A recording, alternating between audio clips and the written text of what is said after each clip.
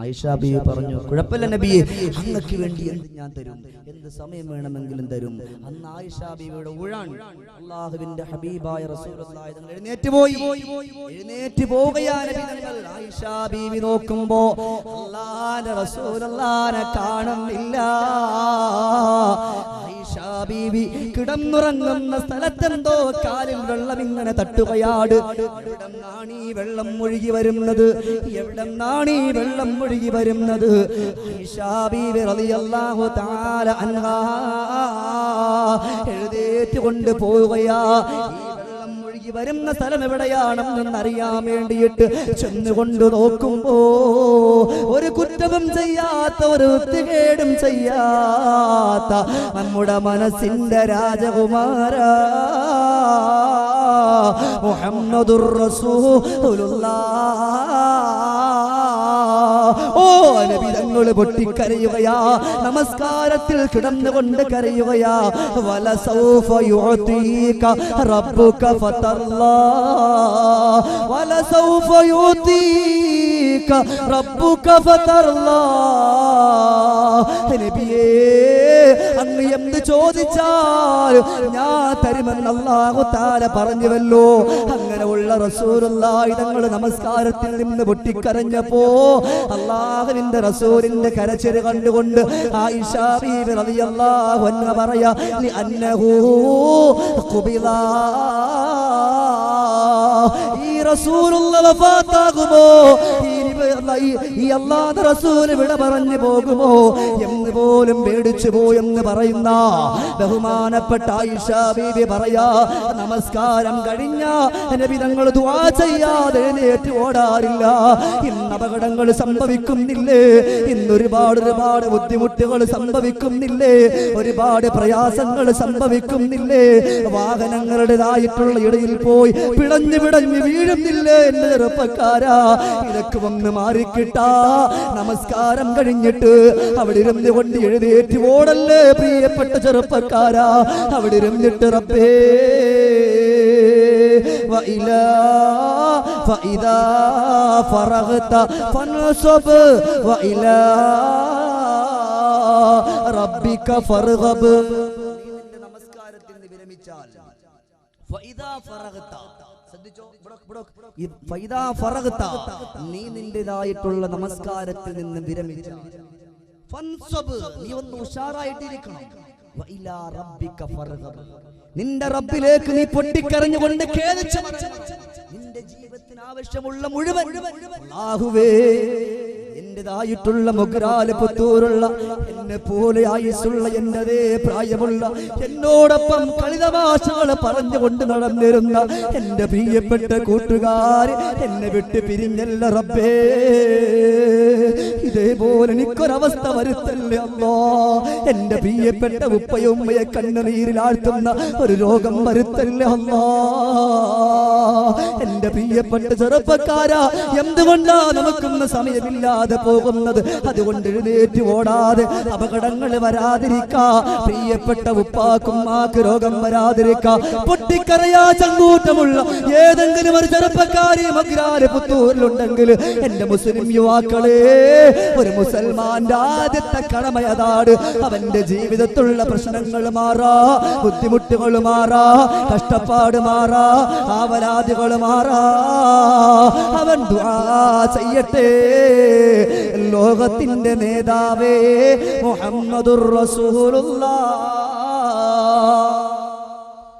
സ്വലാത്ത് പറക്കല്ലേ അഷ്റഫുൽ ഖൽഖ് മുഹമ്മദ് മുസ്തഫ സല്ലല്ലാഹു. അല്ലാഹുവേ, ഈ സദസ്സിൽ ഇരുന്നു കൊണ്ട് ഉറക്ക സ്വലാത്ത് ചൊല്ലുന്നവരെ നാളെ അല്ലാഹുവേ ആ മനുഷ്യന്റെ പേര് ഉറക്ക ചൊല്ലി വിളിക്കുന്ന മുത്തഖീങ്ങളുടെ കൂട്ടത്തിൽ പെടുത്തണേ റഹ്മാൻ. നീ അല്ലാഹ്, നീ സ്വർഗം നൽകണേ റഹ്മാൻ. സഹോദരങ്ങളെ, ഷമീർ ദാരിക്കുള്ള വായനൊന്നും കിട്ടൂലെന്നറിയാം, എന്നാലും ഒരു ദുആയെങ്കിലും പോയാൽ അതാണ് ഏറ്റവും നല്ലത്. അല്ലാഹുവിന്റെ റസൂല് പറഞ്ഞില്ലേ, എന്റെ പ്രിയപ്പെട്ട സ്വഹാബത്തെ, നിങ്ങളുടേതായിട്ടുള്ള യുവത്വകാലത്തിൽ ഒരു സെക്കൻഡ് പോലും നിങ്ങൾ അള്ളാഹ്ക്ക് വേണ്ടി കൊടുക്കാതെ മാറ്റിവെക്കരുത്.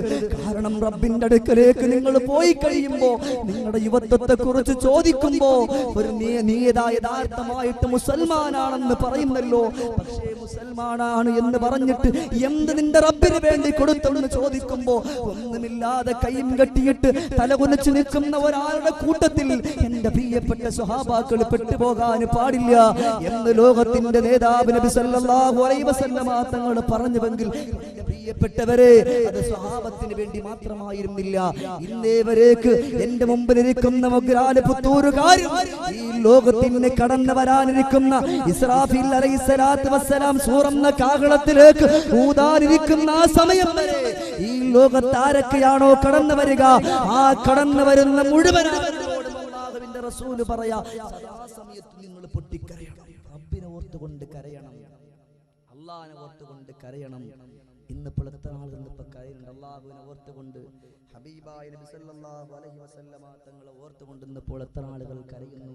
അവിടുത്തെ ജീവിതമില്ലല്ലോ, അതുണ്ടാക്കിയെടുക്കണം. അതിന് വേണ്ടിയാണ് മുസൽമാന്റെ ജീവിതം എന്നുള്ള വിഷയം ഇവിടെ വെച്ചത്. അല്ലാഹുവിന്റെ റസൂലിന്റെ കൽപ്പനകൾ ഒന്നുപോലും വിട്ടുപോകാതെ മനസ്സിന്റെ മനോമുഖരത്തിൽ കൊണ്ടുവരണം, ഒന്നുപോലും വിട്ടുപോകാൻ പാടില്ല. നബി തങ്ങൾ എന്ത് പറഞ്ഞു നമ്മൾ ചെയ്യണം. കള്ള് കുടിക്കല്ലേ, പലിശ മേടിക്കല്ലേ, അല്ലാഹുവിന്റെ റസൂൽ പറഞ്ഞു. പക്ഷെ അപ്പൊ ഒരു ചോദ്യം, എന്താ ഉസ്താദ് ഇന്നപ്പോ കള്ള് കുടിക്കുന്നവന് അല്ലാഹു തആല കൊടുക്കുന്നുണ്ട്, അല്ലാത്തവനും കൊടുക്കുന്നുണ്ട്. ഓക്കേ, കാര്യം ശരി തന്നെയാണ്. അതിനെന്താ? ബിസ്മില്ലാഹിർ റഹ്മാനിർ റഹീം. ബിസ്മില്ലാഹിർ റഹ്മാനിർ റഹീം ഇവിടെ ഒരുപാട് ഉസ്താദ്മാർ പറഞ്ഞിട്ടുള്ളത്. ബിസ്മി മാത്രം ഞാൻ ഒരു ദിവസം നിങ്ങളുടെ കാസർഗോഡ് ജില്ലയിൽ വാങ്ങാനുണ്ട്. ബിസ്മി മാത്രം. എന്റെ പ്രിയമുള്ളവരെ, ഈ ബിസ്മി എന്നുകൊണ്ടുണ്ടോ ഇതിനകത്ത് ഒരുപാട് അർത്ഥമുണ്ട്. അള്ളാഹ്ക്ക് ഗുണം ചെയ്തവനും ഗുണം ചെയ്യാത്തവർക്കും അല്ലാഹു തആല നല്ല നല്ല ഉപകാരങ്ങൾ ചെയ്യുന്നില്ലേ? ഓരോരുത്തർക്കും ഇന്നിപ്പോ നമസ്കരിക്കാത്ത എത്ര ആളുകൾ നിങ്ങൾ കാണും? നിങ്ങൾക്ക് തന്നെയാണ് ഞാൻ ഇപ്പോ ചോദിക്കുന്നത്, എത്ര ആളുകൾ കാണും? ഇനി ഏവനായാലും ശരി, അവർക്ക് അല്ലാഹു തആല കൊടുക്കുന്നില്ലേ? എന്നിട്ട് പോലും നന്ദിയില്ലാത്തവനായി ഈ അല്ലാഹുവിന്റെ അണ്ടകടാകത്തിൽ അലോസരമായി ആർപ്പാടത്തിൽ പെട്ടുപോയ എന്റെ പ്രിയപ്പെട്ട ചെറുപ്പക്കാരാ, നിങ്ങൾ ശ്രദ്ധിക്കണം. എന്റെ പ്രിയപ്പെട്ട ഉപ്പമാര് മനസ്സിലാക്കണം, റബ്ബേ ഇനിയെങ്കിലും അല്ലാഹുവിന്റെ കൽപ്പന, അല്ലാഹുവിന്റെ ഹബീബിന്റെ കൽപ്പന അംഗീകരിക്കാൻ പോവാൻ ഞാൻ ഇനി അല്ലാഹുവിന്റെ കള്ളുകുടിയിലേക്ക് ഞാൻ ഇനി പോകില്ല. ഒരു മുസൽമാനെ സംബന്ധിച്ചിടത്തോളം കള്ളുകുടി ഹറാമാണല്ലോ, അല്ലാഹ് പോകാൻ പാടില്ല. എന്നാൽ ഉമർ ഇബ്നുൽ ഖത്താബ് റളിയല്ലാഹു തആല അൻഹുവിനെ പോലെയുള്ള ആളുകൾ കള്ളിന്റെ പാട്ടകൾ അടിച്ചുടച്ച് തച്ച് തകർത്ത് കടന്നിട്ടുള്ള ഒരുപാട് സംഭവം നമുക്കറിയാമല്ലോ. ആരാണ് ഉമർ ഇബ്നുൽ ഖത്താബ് തങ്ങൾ? ഒരു പെണ്ണ്, അന്നൊരു കാലഘട്ടം ഉണ്ടായിരുന്നു. ആ കാലഘട്ടത്തിൽ പെൺകുട്ടി ജനിച്ചു പോയാ പെൺകുട്ടികളെ ജീവനോടെ കുഴിച്ചു മൂടുന്നൊരവസ്ഥയുണ്ടായിരുന്നു. അങ്ങനെ ഒരവസ്ഥ കടന്നു വന്നപ്പോ എല്ലാ ആളുകളും പെൺകുട്ടികളെ കൊന്നു കളയുകയാണ്. ഏതെങ്കിലും ഒരു പെൺകുട്ടിയെ കൊല്ലാൻ കൊടുക്കാതിരുന്നാൽ ആ മനുഷ്യൻ ചെന്നുകൊണ്ട് ഉമർ ഇബ്നുൽ ഖത്താബ് തങ്ങളെ കൊണ്ടുവരും. ആ ഉമർ ഇബ്നുൽ ഖത്താബ് തങ്ങളെ കൊണ്ടുവരുമ്പോ ആ ഉമർ ഇബ്നുൽ ഖത്താബ് തങ്ങളെ കണ്ടാൽ ഒരു പെണ്ണിന്റെ നാക്കും പൊങ്ങൂല. ഈ പൊന്നുമോളെ ഞാൻ തരില്ലെന്ന് പറയൂല, എന്റെ പൊന്നുമോളെ വിട്ടു തരില്ലെന്ന് പറയൂല, എന്റെ പൊന്നുമോളെ കൊല്ലല്ലെന്ന് പറയൂല. തങ്ങളെ കണ്ടാൽ ഉടൻ തന്നെ മുഴുവനും കൊടുക്കും. ഇന്നാന്നും പറയും പെട്ടെന്ന് കൊടുത്തിട്ട് ഓടി വിളിക്കുന്നൊരു പതിവ് അന്നത്തെ കാലഘട്ടത്തിലുണ്ടായിരുന്നു. ഉമർ ഇബ്നുൽ ഖത്താബ് തങ്ങളെ പേടിച്ചു പോയിട്ടുള്ള നൈൽ നദി പോലും അങ്ങനെയുള്ള യുവത്വത്തിന്റെ പ്രതീകമായിരുന്ന ഉമർ ഇബ്നുൽ ഖത്താബ് റളിയല്ലാഹു തആല അൻഹു കള്ള് കുടിച്ചുകൊണ്ട് ആ കാലഘട്ടത്തിൽ നബി തങ്ങളുടെ വാക്കിന് അംഗീകരിക്കാതെ അനുസരിക്കാതെ നടന്നു പോയാൽ ആദ്യം ഒരു താക്കീത് കൊടുക്കുമായിരുന്നു. ഇനി പാടില്ല, എന്റെ ഹബീബിന്റെ കൽപ്പന കള്ള് കുടിക്കരുത്. അൽഹംദുലില്ലാഹ് ഇന്നിപ്പോ നമ്മുടെ മുസ്ലിമുകൾ ഒന്നടങ്കം മാറിക്കൊണ്ടിരിക്കും.